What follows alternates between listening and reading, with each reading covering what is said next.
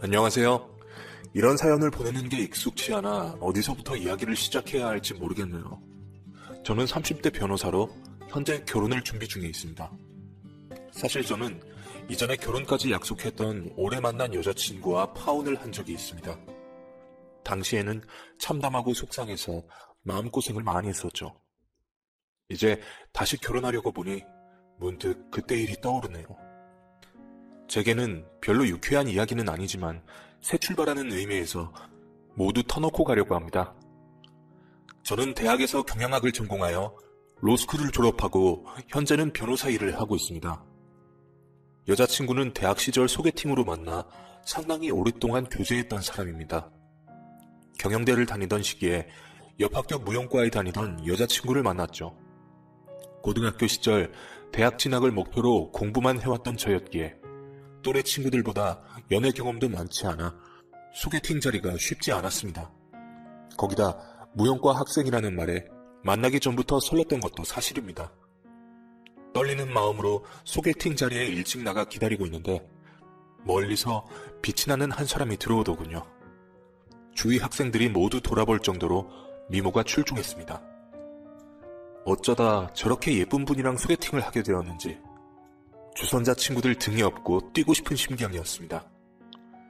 무용과라는 말만 들었어도 가슴이 그렇게 뛰었는데 막상 실물을 마주하고 보니 제가 감히 눈도 못 맞추겠더군요.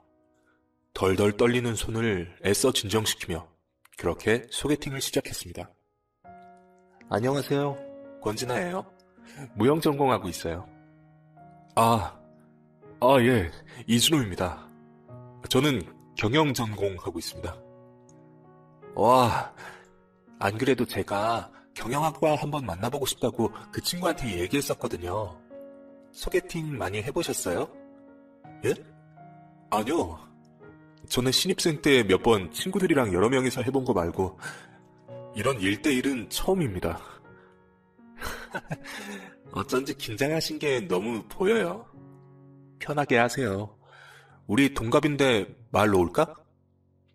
진아는 학교 퀸카답게 소개팅을 많이 해봤던 건지 어색하고 딱딱한 소개팅 자리도 편안하게 만들고 자연스럽게 얘기를 풀어갔습니다. 여자 앞에서 말도 제대로 못하는 제가 바보처럼 느껴졌어요. 그래도 다른 여자 동기들이랑은 항상 편하게 지내왔는데 진아 앞에서 이러는 걸 보니 제가 첫눈에 진아에게 반해버렸나 봅니다. 진아도 제가 나쁘지 않았는지 다음번에는 자기 학교 앞으로 데리러 와달라고 그러더군요.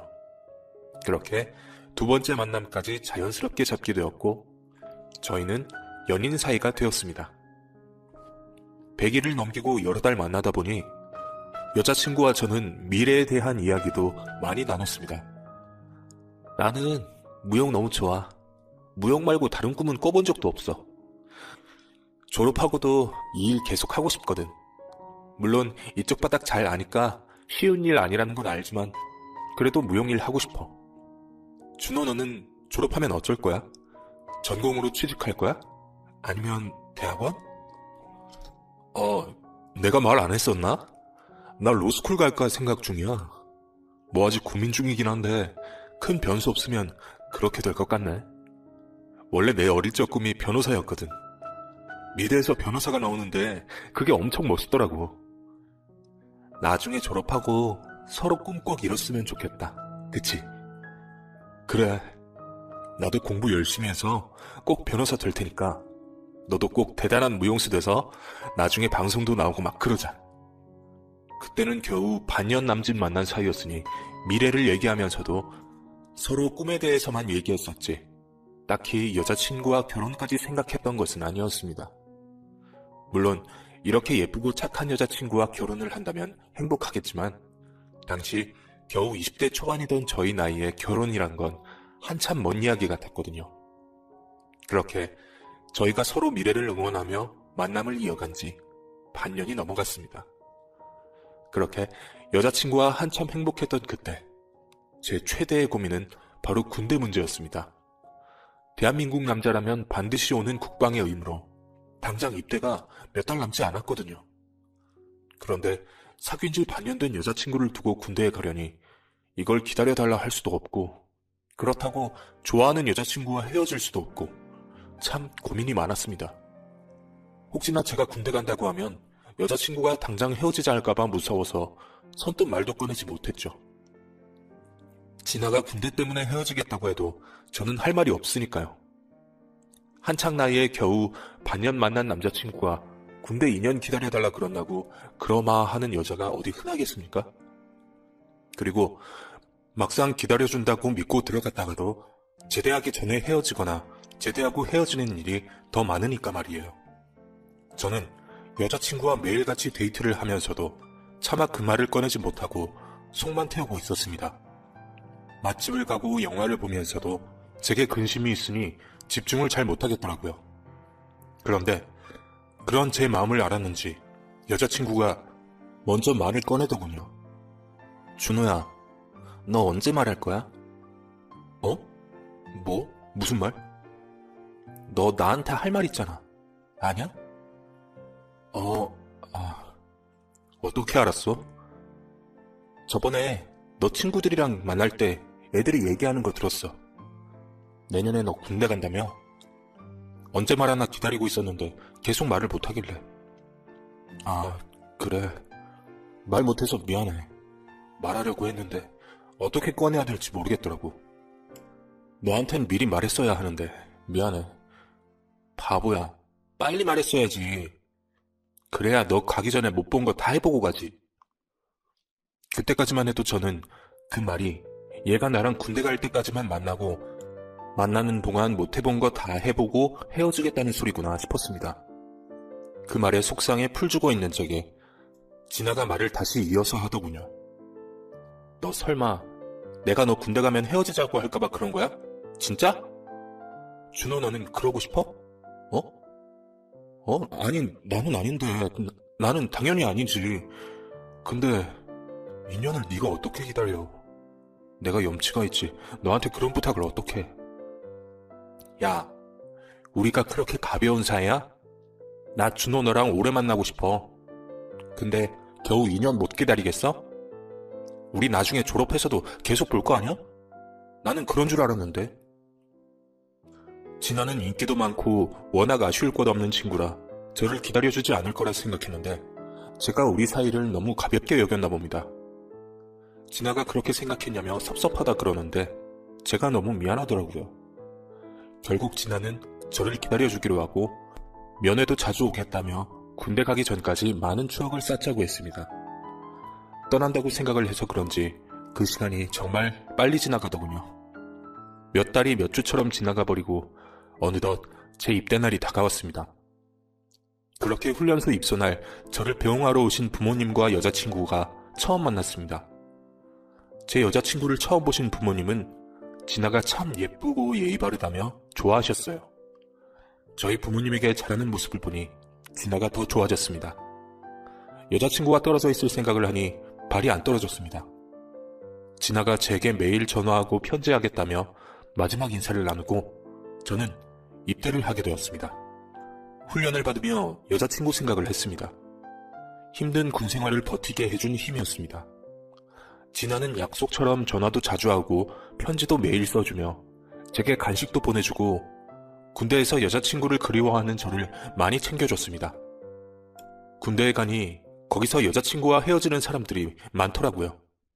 한 달 만에 실연당하고 1년이나 기다렸는데 헤어지는 경우도 많았습니다. 전역 직전에 헤어지는 사람도 봤었죠. 그런 게 흔하다 보니 주변에서 저도 헤어질 날 얼마 안 남았다고 마음의 준비를 하라며 농담을 던졌습니다. 저도 그런 꼴을 봤으니 불안하지 않았던 건 아니지만 입대 전 진아가 제게 해줬던 말들을 되새기며 마음을 다잡곤 했습니다. 저는 군생활 내내 휴가만 기다렸습니다. 보상휴가를 타는 일이라면 물불 가리지 않고 뛰어들어 다들 저를 독종이라 혀를 내두르곤 했습니다. 떨어진 여자친구를 만날 몇 안 될 기회였으니 저한테는 휴가 하루하루가 소중했습니다. 남들의 우려와 달리 저는 제 군생활 시간을 잘 버텨냈습니다. 2년이나 저를 기다려준 여자친구에게 참 고맙고 말로 설명할 수 없는 벅찬 감정을 느꼈습니다. 뭐랄까, 이 여자다 싶은 마음이 들었다고 해야 할까요? 이전까지 진지하게 생각해보지 못했던 결혼에 대한 고민도 하게 되었습니다. 제가 군대에 다녀온 동안 여자친구는 1년 휴학을 하고 길게 유럽 여행을 다녀왔었고, 제가 제대하니 여자친구는 졸업반이 되어 있었습니다. 제대하면 여자친구와 못다한 것들을 다 하자 마음먹었던 제 생각과 달리 졸업 전 준비를 하는 여자친구는 무척이나 바빴습니다. 물론 저도 2년 군 휴학 후 다시 학교 생활에 적응하려니 정신없고 바빴던 것은 마찬가지였습니다. 그래도 예전 매일같이 데이트했던 것과 비교해 한 주에 한두 번 보기 힘들 정도가 되니 아쉬울 수밖에 없었어요. 그래도 좋은 무용수가 되겠다는 여자친구를 응원해주려 여자친구가 군대에서 저를 챙겨줬던 것처럼 이번에는 제가 여자친구를 챙겨줬습니다. 그쯤 여자친구는 진로 문제로 많이 힘들어했습니다. 예상했던 상황이긴 했지만 무용과를 졸업해서 무용단에 들어가는 일은 정말 하늘의 별 따기 같은 일이더라고요. 여자친구도 입단을 계속 노려봤지만 쉽지 않은 모양이었습니다. 그렇다고 다른 일로 취업을 하고 싶지는 않았는지 계속 고민하던 여자친구는 결국 석사 과정을 밟기로 했습니다. 그렇게 저희는 서로를 챙기고 지지하면서 연애를 계속해갔습니다. 로스쿨 진학을 고민하던 저도 결국 로스쿨 입학을 하게 되었고, 어쩌다 보니 진아나 저나 둘 다 같이 석사 과정을 밟게 되었네요.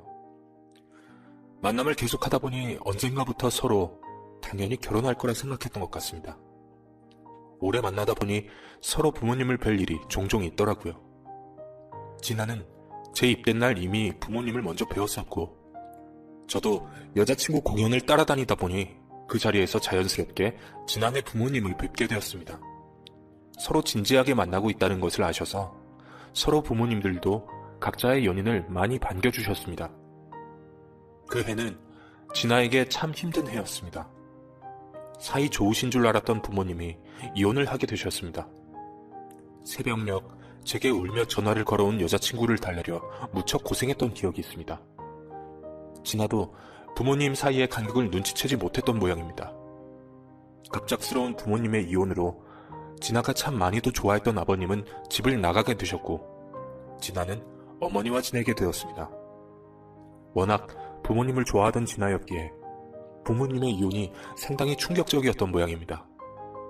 그 일로 진아가 무척이나 힘들어했습니다. 얼굴에 웃음은 사라지고 매일 아버지를 원망하며 부정적인 말들을 꺼내기 시작했습니다. 남자들은 다 책임감이 없어. 한번 결혼했으면 끝까지 처자식을 책임져야지. 이혼하고 짐 싸서 나가면 다야? 우리는 이렇게 만들어 놓고 자기는 새 인생 찾겠다 그거냐고. 정말 이해할 수가 없어. 너는 안 그럴 거지? 너는 평생 내 옆에 있어줄 거지? 당시에는 힘들어하는 진아 얘기를 들어주는 것밖에 제가 할 수 있는 게 없었습니다. 나중에 알고 보니 진아 부모님이 이혼하게 되신 게 진아 어머님 문제 때문이더라고요. 정확하게 어떤 이유인지는 모르겠지만 아버님이 오랫동안 참아오신 일이 있으셨던 모양이었습니다. 진아 어머니가 아버님과 헤어지고 음주를 자주 하시며 진아에게 자신의 과오를 후회한다는 말씀을 몇 번 하셨던 모양이었습니다. 누구의 잘못이었든 이혼했다는 사실이 달라지는 건 아니었으니 진아는 점점 정신을 차려갔지만 여전히 예전 같지는 않았습니다. 그런 가정사 때문이었는지 갑작스럽게 진아에게 돌이킬 수 없는 부상이 찾아왔습니다. 무용수에게 치명적인 부상이었습니다. 일상생활은 계속하겠지만 예전처럼 섬세하고 위험한 동작들을 할 수 없으니 무용수로서의 생명은 끝이 나게 되었습니다. 그 일로 진아는 많이 무너졌습니다. 부모님 이혼 문제와 비교할 수 없을 정도였습니다. 저도 옆에서 같이 힘들었습니다. 대학원 수업은 계속 들었지만 결국 무용수의 길은 포기하게 되었습니다. 그 뒤로 진아는 점점 짜증스러워졌습니다. 실무를 배워 취업이라도 하면 어떻겠냐 하는 제게 진아는 화만 냈습니다. 지금 나 놀려? 안 그래도 속상한데 나더러 뭐? 강사라도 하라는 거야? 아줌마나 애들이나 가르치라고? 너는 내가 그렇게 살았으면 좋겠어? 아니, 그래도 그것도 무용하는 일이잖아. 남들 가르치는 일도 보람 있을 거야. 주변 동기들도 학원 차리거나 수업하는 사람 많다며. 걔들이랑 나랑 같아? 나 권진아야. 그런 보잘것없는 애들이랑 결이 다르다고. 사실 진아는 원래도 자신감이 넘치던 친구였습니다. 동기들이 대학을 졸업하고 무용단 입단을 포기하고 학원을 차리거나 강사 일을 할 때에도 수준이 달라 그런 일밖에 하지 못한다며 코웃음을 쳤었습니다. 그때는 무용수로의 꿈이 대단하다 싶었으니 이해하려 했던 거였지만 지금 상황에서까지 고집을 부리는 게 다 이해가 가지는 않았습니다. 그래도 제가 진아 입장이 아니니 본인은 얼마나 힘들까 싶어 더 말을 하지 않았습니다. 결국 여자친구는 대학원 졸업 후 집에서 지내게 되었습니다. 당시 저는 로스쿨 졸업을 앞두고 변호사 시험을 준비 중이라 여자친구를 더 챙겨주기 어려운 입장이었습니다. 여자친구는 집에 있다 보니 답답한지 매일 저에게 연락하며 심심하다 칭얼거렸습니다. 저도 당장 한시가 급한 입장이라 그 투정을 마냥 받아줄 수는 없었습니다. 그래서 제가 여자친구에게 공무원 시험이라도 준비해보는 거 어떠냐고 말을 붙여봤습니다. 공무원? 내가 공무원에 어울려? 아니, 그건 몇 년이나 해야 하는데 나는 학교 다닐 적부터 책상에 오래 앉아본 적 없는 사람이야. 공부 그렇게 오래 못해.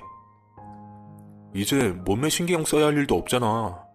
공부 좀 한다고 엉덩이 달아 없어지지 않아. 암튼 공부하는 건 싫어. 그래도 그냥 있는 것보다 이게 더 재밌을 거야. 안 해봤던 거니까. 더 재밌을지도 모르잖아. 공무원이 싫으면 전문 자격 시험도 좋고 그런 건 싫어? 저는 의욕을 북돋으려 꺼낸 말이었는데 여자친구는 이런저런 말도 안 되는 핑계로 시험을 거부했습니다. 그래도 제가 처음으로 이런 얘기를 꺼내니 뭔가 느낀 바가 있는지 자기도 나 공부하는 동안 공부를 해보겠다 하더군요. 그래서 제 돈으로 강의도 끊어주고 책도 사줬습니다. 집에서는 어머니 때문에 공부가 안 된다 그러길래 프리미엄 독서실도 끊어줬습니다. 그런데 여자친구가 공부를 조금 하는가 싶더니 오랜만에 만나서 책을 살펴봤더니 영 진도가 안 나갔더라고요. 여태 이것밖에 안 했어? 이것밖에라니. 나는 공부 거의 처음 하는 거라고. 내 전공이랑도 너무 다르고 모르는 말도 많은데 어떡해. 이 정도도 열심히 한 거야. 내가 너처럼 책만 판 줄 알아? 네 성이 봐서 하기 싫은 거 억지로 했더니 사람 짜증나게. 그래. 미안해. 원래 안 하다가 하려면 어려운 거야. 그래도 이만큼 했으니까 앞으로 진도는 더 잘 나가겠다. 더 힘내보자. 알았지? 그래도 제가 여자친구 생각해서 많이 다독여주고 도왔다고 생각했는데 여자친구는 제자리였던 건지 제가 로스쿨을 졸업하고 변호사 시험에 합격할 동안에도 아무 성과가 없었습니다. 제가 보기에는 그냥 공부를 하기 싫었던 것 같네요. 독서실도 일반 독서실보다 훨씬 비싼 곳이었는데 저도 공부하는 입장에 없는 돈 쪼개서 도와줬던 건데 그런 식으로 했다는 게 좀 마음이 상하더라고요. 그때까지만 해도 평생 하던 무용 포기하고 얼마나 어렵고 힘들겠나 싶어서 그냥 다 받아주고 참았습니다. 제가 변호사 시험에 합격하고 로펌에 들어가게 되면서 여자친구가 결혼 얘기를 하네요. 너도 봤지만 나 공부는 정말 아닌 것 같아. 너도 이제 변호사 됐고 이참에 그냥 우리 결혼하면 안 돼? 나 집에서 살림하고 우리 아이 낳아서 기르고 그러면 되잖아. 어차피 나 임신하면 일 못할 텐데 그게 낫지. 저도 물론 오래 사귄 여자친구와 자연스럽게 결혼 생각을 해왔었지만 이렇게 대놓고 취직하겠다 말해버리니 좀 당황스럽기는 했습니다.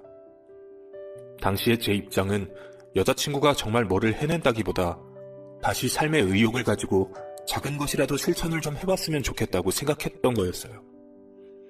말로는 결혼해서 자기가 육아하고 살림 책임지겠다는데 그런데 이 상태로 결혼하고 나면 여자친구가 과연 살림이나 잘 할 수 있을까 걱정스러웠습니다. 그리고 무책임한 태도에 좀 실망스럽기도 했습니다. 제가 여자친구의 말에 선뜻 대답을 못하자 또 화를 내더라고요. 뭐야, 너 나랑 결혼할 생각 없어? 그래놓고 여태 나 안 놔주고 계속 만난 거야? 어? 무슨 말해 그렇게 해. 그게 아니야. 나도 당연히 너랑 결혼을 할 생각이었어. 근데 지금 내 입장이 그렇잖아. 우리가 당장 어떻게 결혼을 해? 나 이제 변호사 달았어. 서울에 집 구하려면 아무리 변호사 월급이라도 몇 년은 벌어야 해. 뭐야, 부모님 사정 안 좋으셔? 도와달라 하면 되잖아. 우리 부모님 고깃집 하시면서 많이 고생하셨잖아. 그리고 여태 다 큰 자식 대학 등록금에 로스쿨 학비까지 대주셨어. 여태 마음 편히 학교 다니게 도와주셨으면 결혼은 손 안 벌리고 내 힘으로 하고 싶어. 그러니까 조금만 기다려주면 안 될까? 오래 걸리지는 않을 거야. 2년 정도만 더 기다리면 어때? 어차피 우리 나이도 아직 어리잖아. 30에 결혼하자. 응? 제가 이제 막 일을 시작했으니 늦어도 2년이면 결혼 준비를 할 수 있을 거라 생각했습니다. 아직 우리 나이도 20대인데 사고 친 것도 아닌데 결혼을 서두를 필요가 뭐가 있겠냐 싶었어요. 그런데 여자친구는 뭐가 그리 급한지 계속 결혼 문제를 보채더군요. 여자친구만 그랬으면 제 손에서 어떻게든 수를 썼을 텐데 이번에는 여자친구 어머님까지 문제였습니다. 갑자기 저를 찾아오셔서 언제 결혼할 건지 물으시더군요. 준호야, 대체 언제 결혼하려고 그러니? 너도 지난 사정 뻔히 알잖아. 원래 결혼이라는 건 일단 하고 보는 거야. 니들이 만난 지 몇 년인데 결혼을 미루니? 너 혹시 딴 생각 있는 건 아니지? 딴 생각이라뇨. 그런 적 한 번도 없습니다. 그냥 제가 지금 결혼 준비가 안 돼서 그래요. 이제 사회생활도 시작해서 돈 한 푼 못 모았는데 결혼할 만한 상황이 아닌 것 같네요. 변호사면 돈 버는 건 시간 문제도 아니잖아. 그냥 부모님한테 빌려서 나중에 갚아드리면 되지 않겠니? 제 사정을 빤히 아실 텐데도 혹시 제가 다른 여자라도 만날까 불안하신 건지 저를 찾아오셔서 결혼을 서두르기를 바라셨습니다. 제가 별 반응이 없자 결국 저희 집까지 찾아오셨네요. 상견례도 전에 이렇게 만나는 게 맞나 싶은데 그래도 어른이 오신다는데 오시질 마라 하기가 어려웠네요. 부모님도 당황하셨지만 어차피 결혼할 사이고 예비 사돈이니 오시라 하셨습니다. 결국 그렇게 갑작스럽게 상견례 아닌 상견례를 하게 되었어요. 결국 양가 부모님이 만나고 예비 장모님께 설득이 되신 저희 부모님이 결혼을 하라 하셨네요. 얘기 들어보니 결혼을 미룰 이유가 뭐가 있나 싶다. 너는 우리한테 손 벌리기 싫어서 그러겠지만 우리 그 정도로 힘들지 않아. 너도 알잖니? 부모 생각하는 네 마음은 알지만 우리도 그 정도는 충분히 해줄 수 있으니까. 나중에 네 힘으로 천천히 갚는다고 생각하고 결혼은 그냥 빨리 하자. 남자 입장은 느긋해도 여자는 또 아니야. 진아는 얼마나 속이 타겠니? 그리고 엄마는 진아 좋아. 결국 부모님 도움으로 아파트를 장만하기로 하고 본격적으로 결혼 준비를 시작하게 되었습니다. 사실 나중에 갚겠다고 하면서도 제 스스로 하려고 했던 계획이 있었기 때문에 마음이 그리 편하진 않았습니다. 30이 다 돼가도록 부모님에게 손 벌리는 게 죄송스러웠거든요. 고깃집을 하시는 저희 부모님은 젊어서부터 고생을 참 많이 하셨습니다. 열심히 하신 덕분에 가게도 잘 되고 벌이도 좋으시지만 여기까지 오지가 참 녹록지 않았습니다. 믿기 어려우시겠지만 고깃집 한다고 저희 부모님더러 백정이라며 비우는 사람도 있었거든요. 어려서부터 별일 다 겪으며 부모님 장사하시던 걸 봐왔다 보니까 나이 들어서는 제가 호강시켜드리고 싶었습니다. 결국 부모님 손을 빌려 아파트를 알아보러 다니는데 이번에는 아파트 브랜드 문제로 잡음이 들렸습니다. 엄마가 브랜드 아파트 아니면 안 된대. 알지? 그리고 최소 30평대 이상 되어야 하고. 뭐? 서울의 브랜드 30평대가 얼마나 비싼 줄 알아? 그것도 내 돈도 아니고 부모님 돈으로 하는데 그걸 어떻게 그렇게까지 해? 어차피 나중에 우리가 갚아드릴 거 아냐. 솔직히 요즘 부모 도움 없이 집 구하는 사람이 어딨어? 부모님도 다 갚으라 그러시진 않을걸? 그리고 자기 직업이면 몇 년이면 갚어. 아니, 나중에 갚더라도 당장이 문제잖아. 그럴 거면 차라리 나중에 이사를 가면 되지. 우리 둘이 사는 신혼인데 뭐하러 30평대나 필요하고 브랜드 아니어도 아파트 좋은 곳 많아. 이왕 하는 김에 좀 좋은 데서 시작하면 안 돼? 자기 부모님 고깃집도 잘 되잖아. 그럼 너도 부모님한테 도와달라 그래. 그러면 브랜드 아파트 갈 수 있겠다. 우리 엄마가 돈이 어딨어. 그동안 다 아빠 돈으로 살았던 건데. 그리고 우리 부모님 나 무용시키느라 그동안 고생 많이 하셔서 안 돼. 아니 그럼 우리 부모님은 고생 안 하셨어? 진아는 말을 왜 그렇게 해?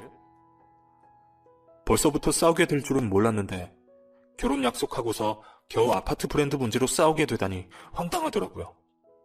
이렇게까지 철이 없는 줄은 몰랐습니다. 그런데 문제는 여기서 끝이 아니었습니다. 결혼을 준비하는 과정에서 장모님이 너무 황당한 요구들을 하시더라고요. 아파트 문제는 애교였네요. 이서방, 우리 집 귀한 딸 데려가면서 설마 혼수 같은 거 바라는 건 아니지? 둘이 오래 만났으니 사정이야 서로 잘 알 거고. 얘 사회생활 한 번도 안 해봐서 때묻지 않고 순수한 아이야. 돈벌이 해본 적 없으니 모아둔 돈은 당연히 없고, 나도 얘 아빠랑 이혼하면서 뭐 해줄 만한 형편도 못 되고, 결혼하는데 돈이 중요하겠나? 다 사람 보고 하는 거지. 그래도 제가 집해가는 입장에서 혼수까지 안 하시는 건 좀... 아니 그럼 뭐 빚이라도 내서 하라는 말인가?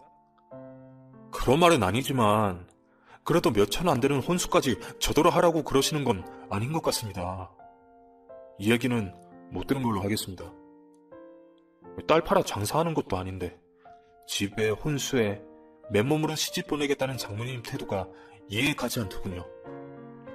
결국 여자친구에게 그 일을 얘기했더니 여자친구는 혼수는 생각 못했다면서 아버님에게 연락을 드린 모양입니다. 얼마를 보내셨는지는 모르겠지만 혼수는 알아서 할 테니 더 얘기 꺼내지 말라더군요. 돈은 둘째 치더라도 저는 장모님 태도에 대해 사과를 듣고 싶었는데 그러기는 또 싫었던 모양입니다. 저도 자식된 입장에서 결국 그 일은 묻고 가기로 했습니다. 그런데 장모님이 그 뒤로 몇 번이나 저를 더 찾아오셨습니다. 저번 일은 다 잊으신 건지 이번에 또 본인들 입장만 얘기하시네요. 또 내가 이런 얘기한다고 저번처럼 곱깝게 듣지 말고 딸 자식 가진 입장에서 충분히 할 만한 이야기니까 차분하게 들어봐. 진아가 결혼하면 살림을 맡아야겠다고 한 모양인데 이서방도 알겠지만 우리 진아가 어디 손에 물 한번 묻혀본 아이가 아니야. 내가 개 하나 키우면서 얼마나 공을 들였는데. 진아는 내 작품 같은 아이야. 그런 그 아이가 시집가서 손에 물 묻히고 그저 그런 아줌마들처럼 살면 되겠나? 자네도 그렇게 생각하지 않나? 그게 무슨 말씀이신지.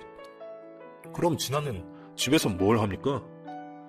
자네 진아한테 뭘 바라고 결혼하는 건가? 아니 변호사식이나 됐으면 돈도 잘 벌 텐데 요즘 사람 쓰는 거 별로 안 비싸네.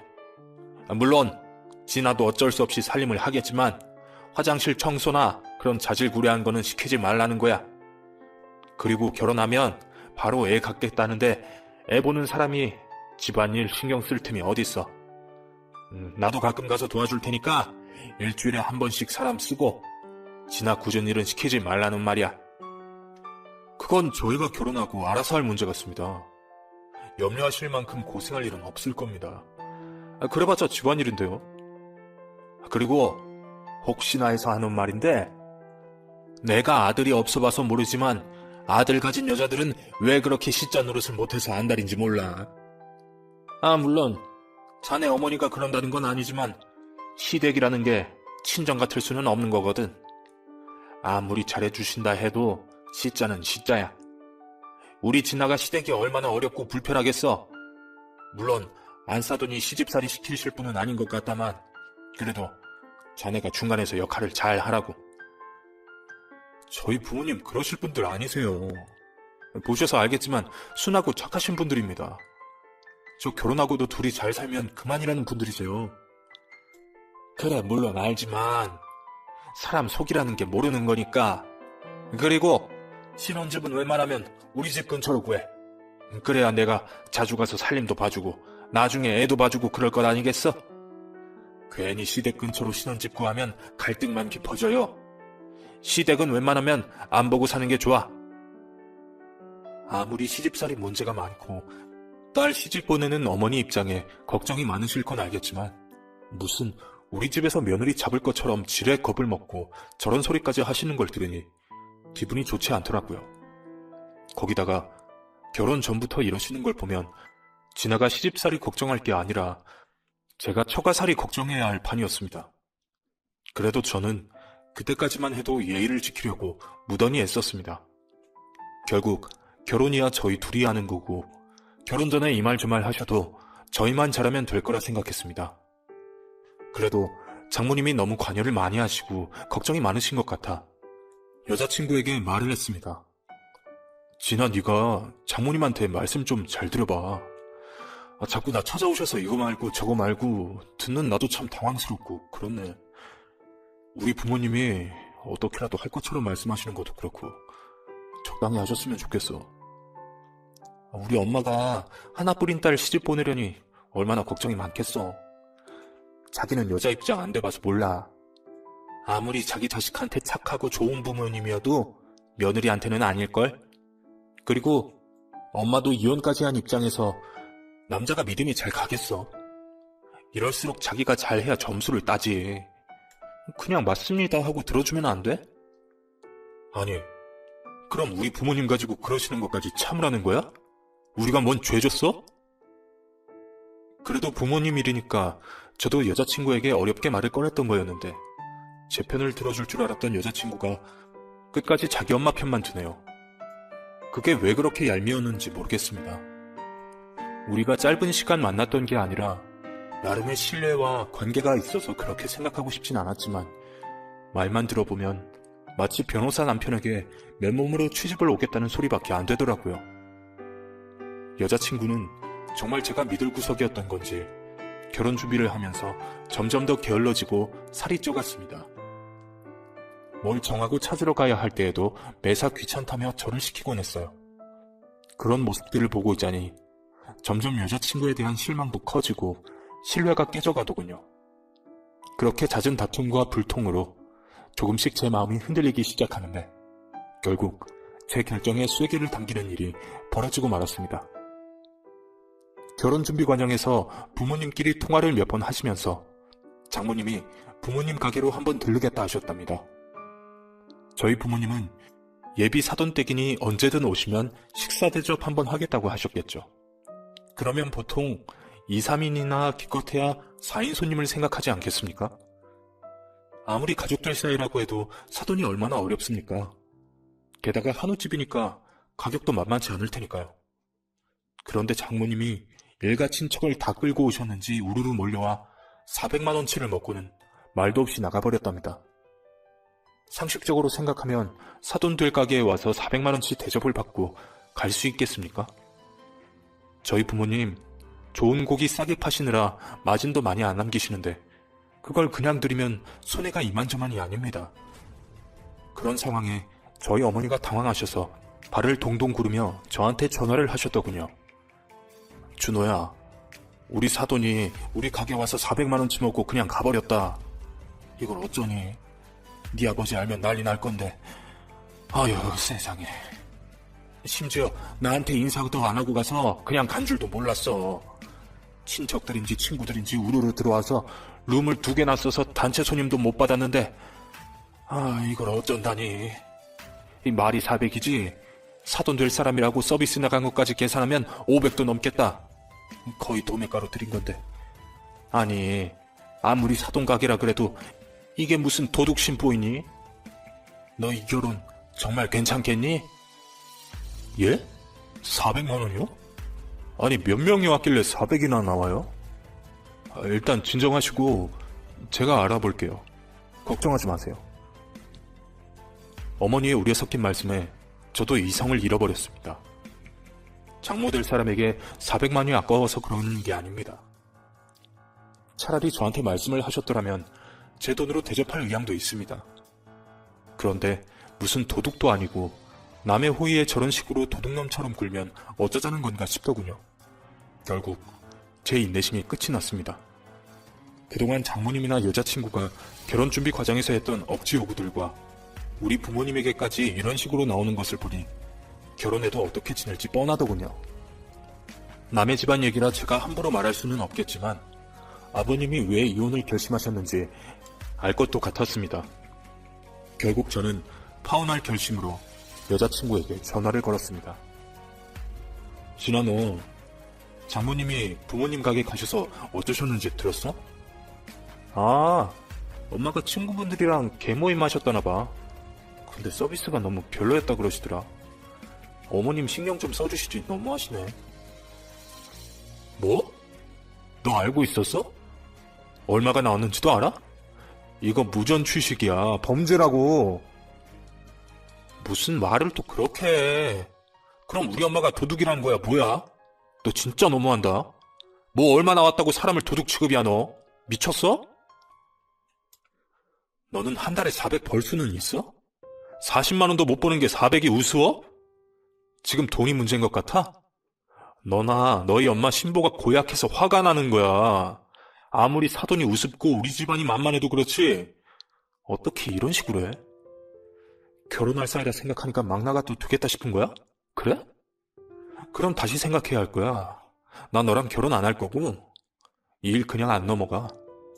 너희 어머니가 까먹으셨나 본데 나 변호사야. 내가 걸 수 있는 거 다 걸어서 고소할 테니까 어머니 옥바라지 할 생각해. 결국 저는 무전 취식의 영업방해 그리고 가게 수저받침 몇 개를 챙겨간 것으로 절도까지 더해 장모였던 그 여자를 신고하여 고소해버렸습니다. 그랬더니 그쪽에서 전화해서 난리를 치네요. 이서방, 지금 뭐 하자는 건가? 지금 돈 몇백 때문에 우리 진아를 버리겠다는 거야? 이서방 이런 사람이었어?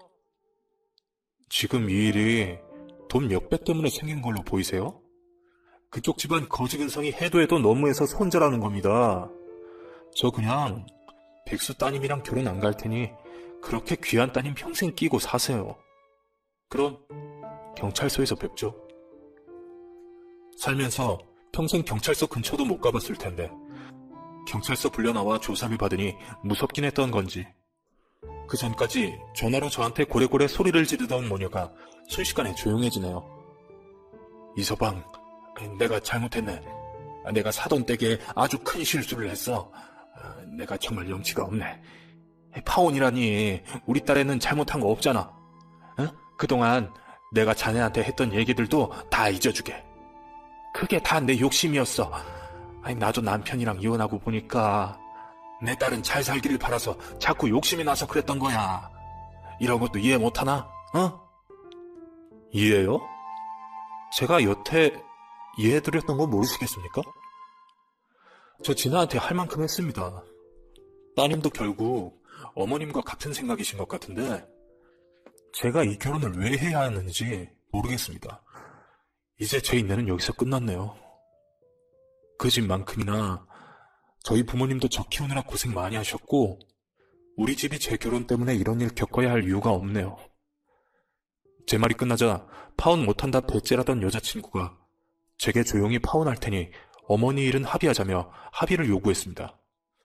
저는 이참에 본때를 보여주겠다 싶었는데 마음 약하신 부모님이 그냥 피해금만 받고 조용히 처리하자 하셔서 대신에 파혼으로 인한 손해배상을 다 그쪽으로 하는 걸로 하고 끝을 냈습니다. 결국 10년 가까이 만났던 그 여자와의 인연은 이렇게 끊어졌습니다. 제 입에서 나온 파혼 얘기를 꺼냈지만 그래도 그동안 추억들이 다 잊혀지는 것은 아니었는지 저는 그러고 꽤 오랜 시간 마음을 추스려야 했습니다. 물론 이것도 몇 년 전 이야기이고 지금은 다른 여자와 결혼 준비 중에 있네요. 지금 여자친구와는 말도 잘 통하고 서로 서운한 게 없네요. 이제는 드디어 제 힘으로 결혼을 준비할 수 있게 되었네요. 저도 이제 결혼해서 앞으로는 잘 살겠습니다.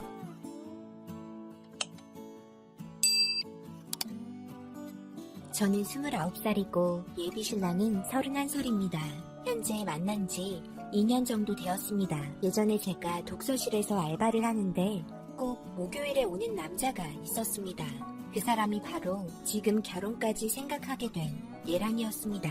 조용히 들어와서 한참을 있다가 가면서 항상 저에게 꼬박꼬박 인사하던 첫인상이 마음에 들었고 자주 눈에 들어오면서 저도 한두 마디 말을 붙이기 시작했고 그렇게 저희는 친해지게 되었습니다. 그렇게 연애가 시작되었고 제가 생각했던 것처럼 이 남자 차분하고 조용한 스타일이었습니다. 제가 말이 많기 때문에 남자는 말이 좀 적었으면 했는데 딱 원하는 스타일이었습니다. 처음에는 가볍게 연애를 시작했지만 진지하게 상견례까지 하게 되면서 결혼식은 9월에 하기로 했습니다. 얘랑 직업은 일반 회사원입니다. 월급도 평범한 편입니다. 저도 최근에는 면접에 합격해서 큰 회사는 아니지만 그래도 월급이 적지 않은 곳에 취직했습니다. 2년을 연애하면서 크게 다투는 일 없었고 제가 상상해온 날들만 있기를 바랐습니다. 저희는 2년의 연애 끝에 상견례를 하게 되었고 시부모님도 저를 좋게 봐주셔서 결혼하게 되면 모든 게 순탄할 것만 같았습니다. 하지만 이건 제 착각이었습니다. 시부모님 좋으면 뭐하나요? 얘랑한테 문제가 있는데요. 진짜 이런 일이 저에게 생길 거라곤 전혀 생각하지 못했습니다.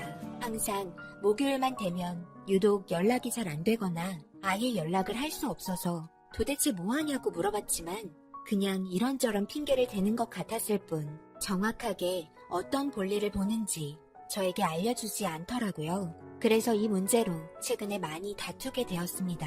아무리 그래도 그렇지 이제 결혼할 배우자인데 비밀이 있으면 안 된다고 생각했고 뭘 자꾸 숨기는 것만 같아 정말 답답했습니다. 계속 이런 식으로 숨기면 정말 곤란해. 언제까지 변명만 하고 말 안 할 거야? 나는 거짓말하는 사람 제일 싫어하는 거 알지? 알지, 알고 있지. 좀 더 나에게도 시간이 필요해서 그래. 내가 나중에 다 설명해주면 안 될까? 진짜 네가 나쁘게 생각하는 그런 거 하나도 아니야. 하지만 아직 네가 받아들일 수 없을 것 같아서 말하기가 좀 곤란하네. 그렇다고 아예 말 안 할 거는 아니니까 조금만 기다려주면 안 될까? 나도 올해는 못 기다려. 그래도 결혼하기 전에는 알아야 하잖아? 그래, 내가 생각하는 바람이나 신체에 문제가 있거나 아니면 사기를 쳤거나 도박을 했거나 그런 게 아니라면 이해할 순 있지만 그래도 배우자에게만큼은 솔직하게 터놓고 이야기해야 서로 믿음이 생긴다고 생각해. 나도 참는데 한계가 있다고. 아무리 서로 사랑한다고 해도 믿음이 깨지면 그 사랑도 끝이라고 생각해. 그러니 제발 오랫동안 기다리게 하지 말아줘. 이렇게 얘랑과 대화로 문제를 해결하려고 했지만 계속 숨기는 바람에 정신적으로 좀 힘들었습니다. 그냥 이 사람을 사랑하니까 믿어야지 하는 생각에 저는 좀 더 참고 기다려주기로 했습니다. 아직 마음의 준비가 안 되었다는데 제가 강요해서 더 큰 문제가 다가올까봐 두려웠습니다. 그렇게 또 며칠이 흘렀고 저는 지방 출장 때문에 부산에 내려갔다가 일주일 정도 있다가 서울로 올라왔습니다. 서울역에서 내려서 이제 집에 가려고 하는데 사람들 왔다 갔다 하는 곳에 국어라는 사람이 있더라고요. 그래서 좀 안타까운 마음에 10,000원 한 장 지어주면서 힘내세요 하고 일어났습니다. 그리고 뒤돌아가려고 하는데 감사합니다 라고 하는 한마디에 제 걸음이 멈췄습니다. 어디서 많이 들어본 듯한 목소리여서 뒤돌아봤지만 고개를 푹 숙이고 손만 벌리고 있는 아저씨의 모습이 제가 알던 사람은 아닌 것 같아 그렇게 다시 뒤돌아 집으로 향했습니다. 그리고 다음날 출장 때문에 얼굴도 제대로 못 본 얘랑과 데이트하려고 카페에서 만났습니다. 일주일 얼굴 못 봤다고 할 말도 많이 있었고 그리고 반갑기도 했고 저에게 말 못한 문제는 아예 잊어먹고 있었습니다. 그리고 커피 주문한 게 나왔고 그걸 받고 한마디 한 얘랑 말에 저는 등에서 닭살이 돋았습니다. 감사합니다. 말투가 제가 최근에 들었던 국어라는 아저씨와의 목소리 톤과 똑같았습니다. 하지만 이걸 제가 매칭한다는 자체가 문제다 생각했고 그렇게 그냥 넘어갔습니다. 절대 상상할 수 없는 일이기 때문에 그냥 넘어갔죠. 그런데 계속해서 머릿속에 맴도는 감사합니다 한마디가 떠나질 않았습니다.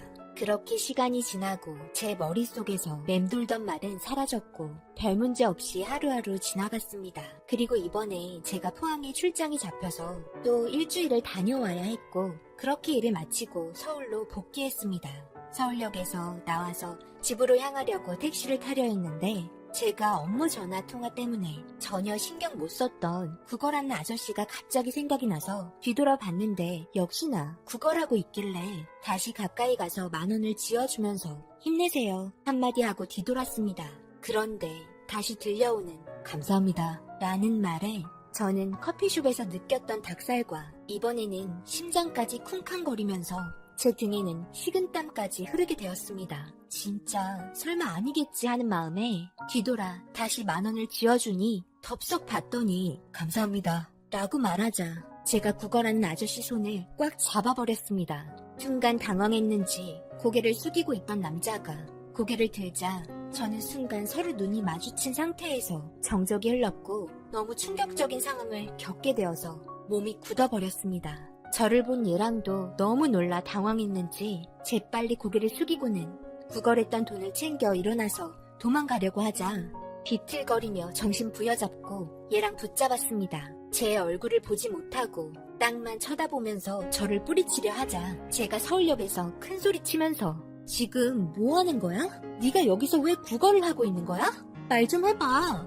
왜 여기서 이러고 있냐고. 그래 알았어. 설명해 줄 테니까 지금 여기서 이러지 말고 일단 조용한 데로 옮기면 안 될까? 일단 옷부터 갈아입고 나올게. 그래 이제 말해봐. 도대체 이게 무슨 일이야? 내가 저번에도 출장 갔을 때 10,000원 쥐어줄 때 어디서 많이 듣던 목소리였는데 설마 했어. 그런데 오늘도 구걸하고 있길래 그 목소리가 내 머릿속에 떠나질 않아. 다시 확인해보고 싶어서 10,000원을 쥐어줬는데 내가 너랑 만난 지 2년 동안 들었던 감사합니다 라는 말이 너무나 똑같아서 내가 얼마나 놀랐는지 알아? 그래서 한 번 더 10,000원 쥐어주고 확인해본 거야. 역시나 내 귀는 틀리지 않더라. 어떻게 이런 문제를 나한테 숨길 수 있는 거야? 왜 여기서 이러고 있는 거냐고. 이유가 뭐야? 그래 알았어. 너무 흥분하지 말고 내 말 좀 들어봐. 내가 이러려고 그러는 게 아니야. 잠깐 나 좀 따라와봐. 그리곤 저를 어디론가 데려간 곳은 얘랑이 구걸한 것보다 더 충격적인 모습을 보고 말았습니다. 거기에는 시부모님들께서 구걸을 하고 있었습니다. 손을 가리키면서 자기 부모님들과 함께 하고 있다는 말에 너무 놀라게 되었죠. 저는 지금 상황이 도저히 이해가 되지 않아 제대로 설명 좀 해주라고 했습니다. 얘랑은 시부모님 데리고 왔고 저를 보고는 엄청 난감한 눈빛으로 말을 더듬기 시작했습니다. 그리고 아버님께서 어머님이랑 옷을 갈아입고 오시더니 저한테 조용한 데서 이야기하자며 카페로 가자고 하더군요. 정말 너무 어처구니가 없는 상황이라 무슨 변명을 하던 지금 상황 이해할 수 없었습니다. 그리곤 어렵게 아버님께서 입을 여셨고 저는 아버님이 하신 말에 너무 놀라고 말았습니다. 지금 이 상황을 보고 너무 놀랐지? 미안하구나. 이런 모습을 보여줘서 내가 지금부터 차근차근 설명을 해줄 테니 일단 들어보거라. 예전에 우리 집안이 한번 무너진 적이 있단다. 사업을 하다 쫄딱 망해서 어디 갈 곳도 없었고 우리는 친척도 없기 때문에 어디 의지할 곳도 없었지. 한 푼도 없는 상태에서 나는 열심히 밑바닥부터 일을 했고 그리고 내 아들과 아내도 다시 일어서기 위해서 물불 안 가리고 살기 위해 발버둥 쳤지. 그렇게 지금 우리는 잘 사는 건 아니지만 그래도 2다리 쭉 뻗고 잘 수 있는 집이 있고 가끔 외식할 정도로 다시 일어나서 이렇게 살고 있단다. 그런데 왜 여기서 이러고 있냐고 이상하게 생각하겠지. 그건 우리가 그때 하루하루 정말 죽고 싶을 정도로 살기 힘들었기 때문에 지금 살고 있는 걸 감사하게 생각하기 위해서 일주일에 한 번씩 이렇게 하고 있단다. 하루 종일 하는 건 아니고 4-5시간 정도 하는 건데 추운 겨울에는 2-3시간 정도밖에 안 하고 근데 이게 은근히 수입이 쏠쏠하다. 구걸에서 얻은 수익 얼마는 불우이웃 돕기에 기부하기도 하고 너무 놀래켜서 미안하구나. 이런 모습을 보여준 것도 미안하고 하지만 우리는 지금 매주 목요일마다 이렇게 구걸하는 걸 멈출 수 없단다. 지금은 감사하게 생각하기 위해서 하는 행동이니 이해해줬으면 좋겠구나. 그래요. 지금 무슨 말 하는지 대충 무슨 뜻인지 알겠어요. 하지만 이걸 계속한다는 건 좀 문제가 있다고 생각해요. 결혼하고 나면 저희는 따로 살아야 하는데 이걸 계속 강행한다는 건 잘못된 것 같은데요? 그리고 꼭 이렇게까지 해야 해요? 예전 그때로 돌아가지 않기 위해 더 열심히 살면 되고 마음속으로 항상 감사하게 생각하면 되는 거 아닌가요? 이렇게까지 할 필요는 없는 것 같아요. 결혼하고 나서도 우리는 계속 모여서 일주일에 한 번은 꼭 할 거란다. 이걸 이해해줬으면 좋겠구나. 괜찮다면 결혼하고 같이 했으면 좋겠는데 그러면 좀 더 좋지 않을까? 어때? 같이 할 생각 있니? 우리는 그렇게 해주면 고마울 것 같구나. 네? 지금 무슨 말을 하시는 거예요? 저보고 서울역에서 엎드려서 구걸을 하라고요? 지금 제정신이세요? 제가 결혼해서 왜 서울역에서 구걸을 해야 해요? 그 시간에 차라리 다른 일에서 불우이웃 도우면 도왔지? 그렇게 할 짓이 없어요? 과거에 얽매여서 아직도 헤어나오지 못하는 것 같네요. 저는 이런 식으로 절대 결혼 못하겠어요. 장난하는 것도 아니고 며느리한테 서울역에서 구걸하라고 하는 건 진짜 너무 어이없네요. 처음에는 좋게 보려고 했는데 이건 진짜 정신병인 것 같아요. 이 결혼 저는 할 수 없고 파혼할게요. 무슨 결혼해서까지 서울역에서 구걸하라고 해요? 백들이나 많이 하세요. 진짜 보자 하니까 귀하게 자란 딸을 구걸을 시키려 하세요? 앞으로 열심히 구걸하고 사세요. 그럼 안녕히 계세요. 이렇게 저는 뒤도 안 돌아보고 자리에서 일어나 나왔습니다. 무슨 말도 안 되는 짓을 저한테 하라니 정말 너무 황당하고 어이없었네요. 진짜 세상 별 희한한 사람들 다 보네요. 이런 와중에 한마디도 못하는 얘랑 너무 정 떨어졌습니다. 과거에 헤어나오지 못해 저런 꼴을 하고 있는 게 한편으로는 불쌍하기도 하지만 그래도 이해할 수 없네요. 그리고 저는 다시는 서울역 발도 안 붙입니다. 다른 데로 우회해서 가면 갔지 다시는 서울역 가고 싶지 않네요. 인생 살면서 평생 잊을 수 없는 날이었습니다. 당연히 부모님들께서도 이 말을 듣고 난리가 났죠. 어차피 결혼 안 하면 되는 거니 너무 열내지 말라고 했습니다. 다른 며느리 구해서 같이 구걸하겠죠. 정말 사람 일 한 치 앞도 모르겠네요. 앞으로 좋은 일들만 있었으면 좋겠습니다. 제 사연 읽어주신 분들 너무너무 감사하고요. 하시는 일 모두 잘 되셨으면 좋겠습니다. 좋은 하루